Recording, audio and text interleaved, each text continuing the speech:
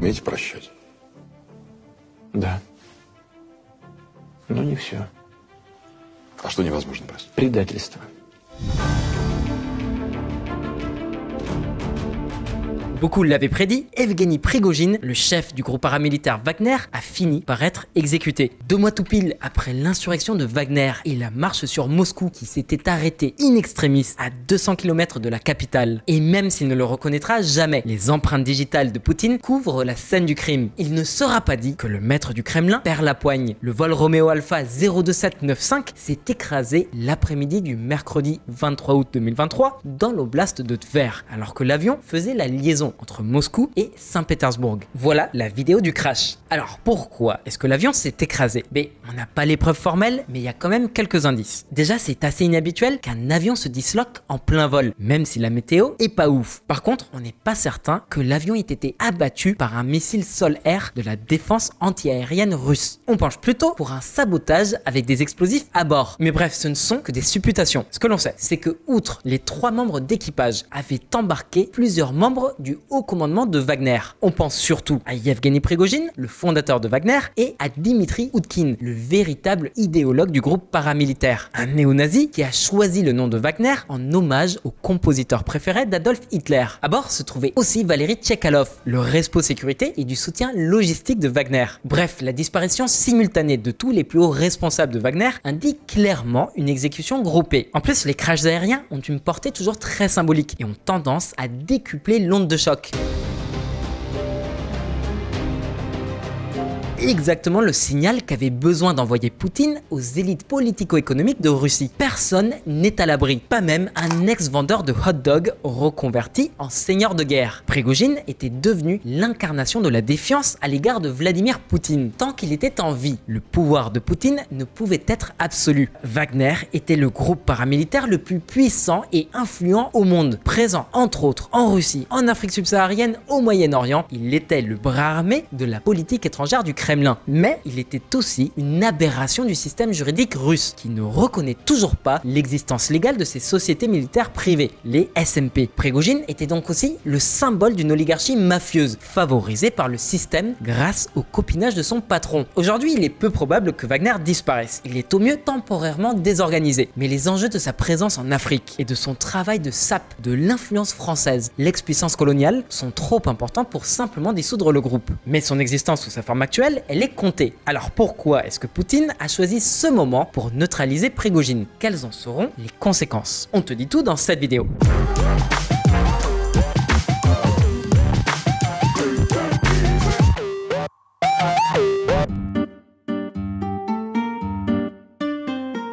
C'est certainement pas la première fois que Poutine s'en prend à ses adversaires. Il en a déjà éliminé plusieurs. On pense par exemple à Alexander Litvinenko, un ex-agent du FSB qui a fait défection et dont le café qu'il avait commandé dans son hôtel à Londres avait été empoisonné au polonium radioactif. Il y a aussi l'opposant politique Boris Nemtsov, abattu tout près de la place Rouge, donc à 2 pas du Kremlin, ou encore Anna Politkovskaya, assassinée chez elle le jour de l'anniversaire de Poutine.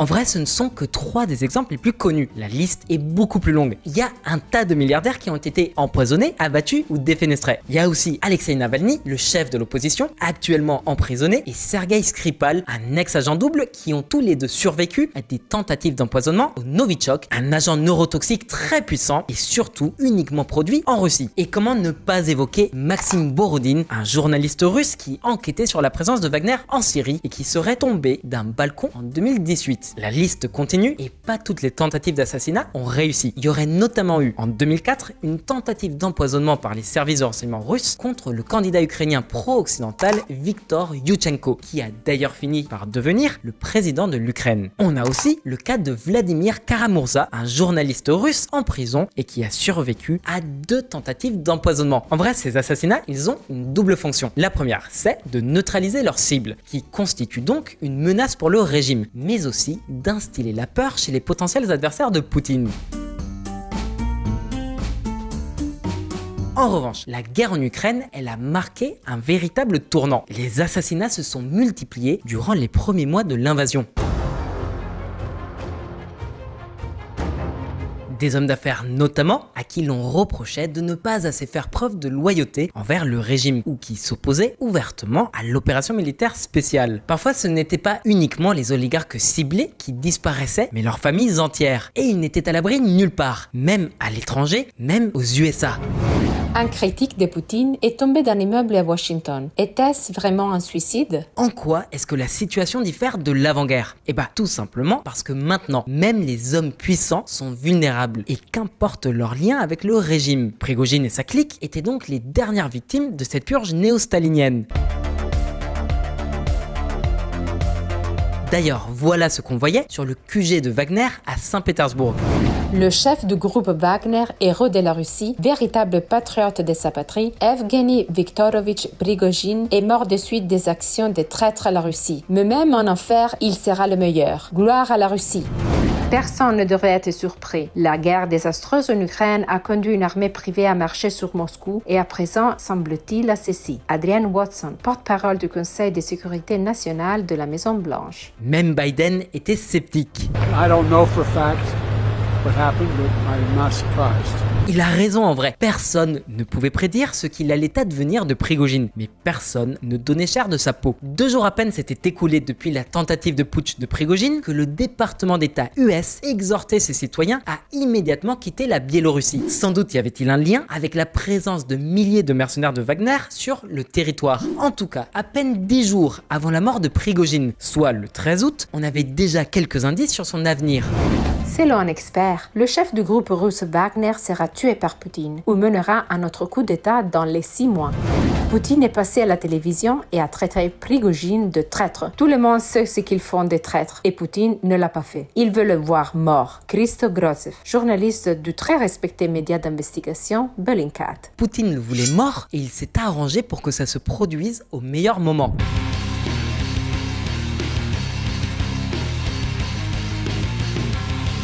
Rappelez-vous du contexte. Exactement 2 mois plus tôt, le 23 juin, Prigojine a déclenché une mutinerie, écorné la crédibilité de Poutine et l'a presque renversé. La colonne de blindés de Wagner a même détruit plusieurs chasseurs de l'armée russe lors de sa marche sur Moscou. Et surtout, il a complètement discrédité la légitimité de l'invasion russe de l'Ukraine.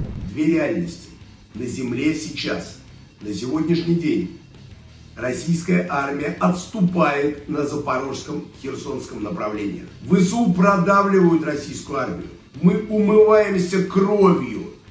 Резервы никто не дает. Управления никакого нет. По-прежнему истерики, в которых начальник генштаба после стакана водки визжит как баба базарная, как свинья.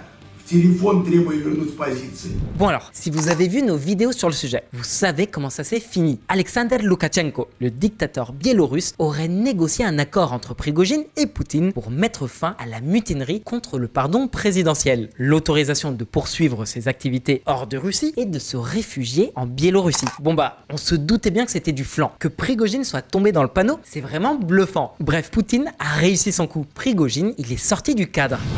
Poutine est l'apôtre de la vengeance. Si j'étais Prigojine, je ne virerais pas mon goûteur. William Burns, directeur de la CIA. Oui, on a bien choisi nos mots, on a bien parlé de purge. Quelques heures avant que l'avion de Prigojine n'explose en vol, l'agence de presse d'État RIA Novosti confirmait le limogeage de Sergueï Sourovikine, que l'on surnommait le général Armageddon. Il avait un temps été le responsable des opérations militaires en Ukraine, après avoir été décisif lors de l'intervention russe en Syrie à partir de 2015. Mais il avait ensuite été remplacé par Valery Gerasimov. Depuis, Sourovikine occupait le poste de commandant en chef de l'armée de l'air. Alors pourquoi est-ce qu'il a été viré? Eh ben, en fait, sa proximité avec Prigojine était de notoriété publique. D'ailleurs, il avait été mis aux arrêts dans la foulée du pseudo-coup d'État du 23 juin et assigné à résidence depuis, dans le cadre d'une enquête sur sa possible implication dans le putsch avorté. On ne saura jamais la vérité, mais il y a quand même pas mal de coïncidences. Bon alors, pourquoi est-ce que Poutine a choisi ce moment précis?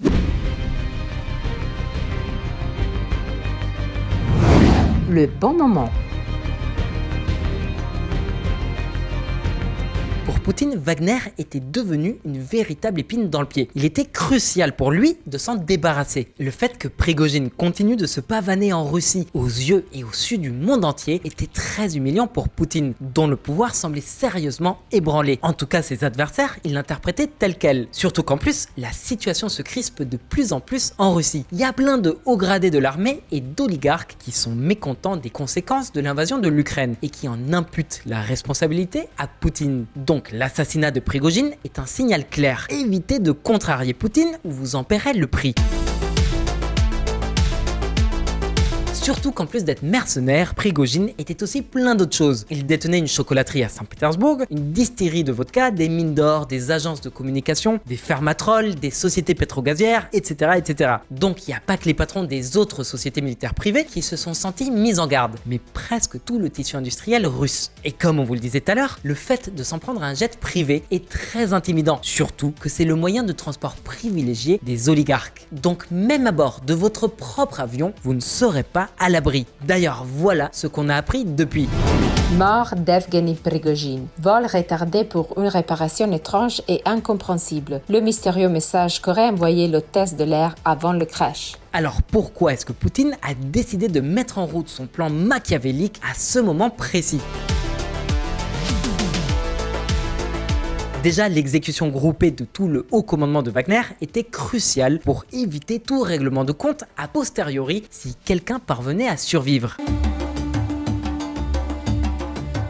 Ensuite, le contexte actuel, il en avait fait un impératif. Donc de 1, c'était important que Poutine agisse rapidement pour montrer qu'il était encore aux commandes. Et de 2, au cours des semaines précédentes, Wagner a connu des changements importants au sein de son organisation et de ses opérations. On parle d'environ 1000 à 1400 soldats qui quittaient le territoire biélorusse pour l'Afrique. Une entreprise bien plus lucrative. D'ailleurs, 24 heures avant son exécution, une vidéo de Prigojine en Afrique avait été publiée sur les réseaux sociaux. Температура плюс 50. Все как мы любим. ЧВК «Вагнер» проводит РПД. Делает Россию еще более великой на всех континентах. А Африку еще более свободной. Справедливость и счастье для африканских народов.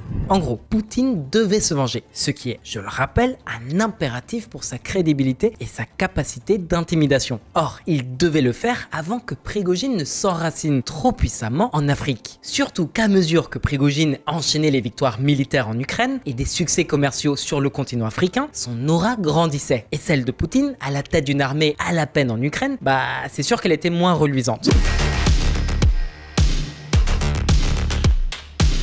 Ce qui nous amène à la dernière raison pour laquelle Poutine devait une fois pour toutes faire taire le fondateur de Wagner. Regardez attentivement cette vidéo. Vous voyez le drapeau ukrainien qui flotte ? C'est dans le village de Robotine que les Ukrainiens sont parvenus à reprendre aux Russes au terme de plusieurs mois de combat. À présent, l'armée ukrainienne est capable de frapper les positions russes à Tokmak, la prochaine étape sur la route de Melitopol. Oui, c'est vrai que la contre-offensive ukrainienne a été plus lente que prévu, mais dans les jours qui ont précédé le crash de Prigojine, les troupes ukrainiennes avaient enfin réalisé des percées significatives. Par exemple, c'est grâce au soutien de la 82e brigade d'assaut aérien que la 47e brigade mécanisée a réussi à submerger les positions défensives russes près de Robotine, ce qui a fini par entraîner sa chute. Désormais, cette nouvelle position permet à l'armée ukrainienne de poursuivre sur sa lancée et de s'attaquer aux positions russes environnantes et qui seraient moins bien protégées. D'après l'Institut pour l'étude de la guerre, un think tank états-unien, les Russes sont en train de renforcer leur position défensive à environ une trentaine de kilomètres du front actuel. Ça veut dire que le commandement russe s'attend à ce que la contre-offensive ukrainienne continue de progresser. Une préoccupation majeure pour le Kremlin, d'autant plus que Prigojine s'était attribué la prise de Bakhmout alors que les défaites militaires de l'armée conventionnelle de la Russie se sont enchaînées. Donc si la contre-offensive ukrainienne continue sur sa lancée, alors le Kremlin aura du mal à faire croire aux Russes que tout se déroule comme prévu. S'il avait survécu, alors Prigojine aurait pu se faire passer pour un véritable patriote, un chef militaire brillant et un candidat sérieux à la succession de Poutine qui lui représente l'oligarchie corrompue et responsable de la défaite en Ukraine. Fin juillet, la Douma avait voté une nouvelle loi pour autoriser le Kremlin à mobiliser des centaines de milliers d'hommes supplémentaires pour la guerre en Ukraine. Mais cette fois-ci, le processus de mobilisation sera très différent. Désormais, les autorités pourront envoyer autant d'avis de recrutement qu'elles jugent nécessaire et surtout, ces avis sont confidentiels. Ils ne peuvent pas être commentés en public ou à votre entourage. Ensuite, la limite d'âge, elle est passée de 27 à 30 ans et les sanctions en cas de refus de service militaire, elles ont été alourdies. Donc cette mesure de confidentialité qu'on vient de vous évoquer, elle est destinée à contrer l'impopularité de la mobilisation forcée. Poutine veut à tout prix faire taire toute opposition politique et donc par extension, toute personne qui pourrait incarner cette contestation du pouvoir. Prigojine avait tenu des propos incendiaires contre Shoigu, le ministre de la Défense, et Gerasimov, le chef d'état-major. Il avait même été applaudi par une partie de l'opinion publique lors de sa tentative de coup d'état. Il était l'incarnation de la défiance vis-à-vis du Kremlin. Et puis, Moscou a aussi essayé de faire diversion, mais ça n'a pas trop bien marché. 21 août 2023, la première mission lunaire de la Russie en 47 ans échoue et s'écrase sur la Lune. Pas de bol, quelques jours plus tard, une autre puissance y est parvenue. Ce moment est inoubliable, c'est phénoménal. C'est le cri de victoire du Nouvel-Inde. Narendra Modi, Premier ministre indien. Bref, entre l'échec de sa mission spatiale, la nouvelle vague de mobilisation forcée, la percée de la contre-offensive ukrainienne, la défiance grandissante de l'élite économique et politique du pays et l'impératif de punir la trahison de Prigojine, Poutine n'a pas eu d'autre choix que d'agir avec fermeté et brutalité. Maintenant, il faut s'intéresser aux conséquences d'un tel geste. Qu'est-ce qui va se passer ? Les conséquences. L'assassinat de Prigojine aura 4 conséquences majeures. Déjà, à court et à moyen terme, Poutine est parvenu à rétablir l'ordre dans ses rangs. Les coupables du putsch raté sont morts ou emprisonnés. Et en même temps, cette exécution, elle va amplifier la paranoïa générale dans l'entourage de Poutine, ce qui aura pour conséquence d'intensifier la bulle informationnelle autour du président. Lorsque Poutine a donné son feu vert à l'invasion de l'Ukraine, il était convaincu que Kiev tomberait au bout de 2-3 jours. C'est dire la qualité des renseignements militaires auxquels il avait accès. Ensuite, on a bien vu comment les élites politico-économiques de Russie surenchérissent dans leurs services de sécurité. Avec l'assassinat d'Evgeny Prigojine, ça va pas s'arranger. Tertio, on assiste vraisemblablement au démantèlement ou en tout cas à la restructuration du groupe Wagner. On ignore si le groupe survivra sous sa forme actuelle à l'assassinat de son haut commandement ou si l'État russe incorporera l'organisation à ses effectifs militaires. Peut-être que les actifs et les opérations du groupe seront répartis entre les oligarques proches du Kremlin. Après tout, il y a d'autres SMP russes prêtes à prendre le relais. Vraiment, on n'en sait rien encore. Mais Poutine est bien conscient que Prigojine avait des liens privilégiés avec plein de chefs d'État et de seigneurs de guerre africains. Le démantèlement de Wagner équivaudrait à une perte d'influence en Afrique subsaharienne alors que ça a pris des années à Prigojine de bâtir sa réputation. Or, c'est à travers cette SMP que le Kremlin promouvait ses intérêts. Donc peut-être bien que Poutine y gagnerait s'il maintenait Wagner. Il devrait tout au plus rappeler aux clients / partenaires de Wagner que pacta sunt servanda, les conventions doivent être respectées.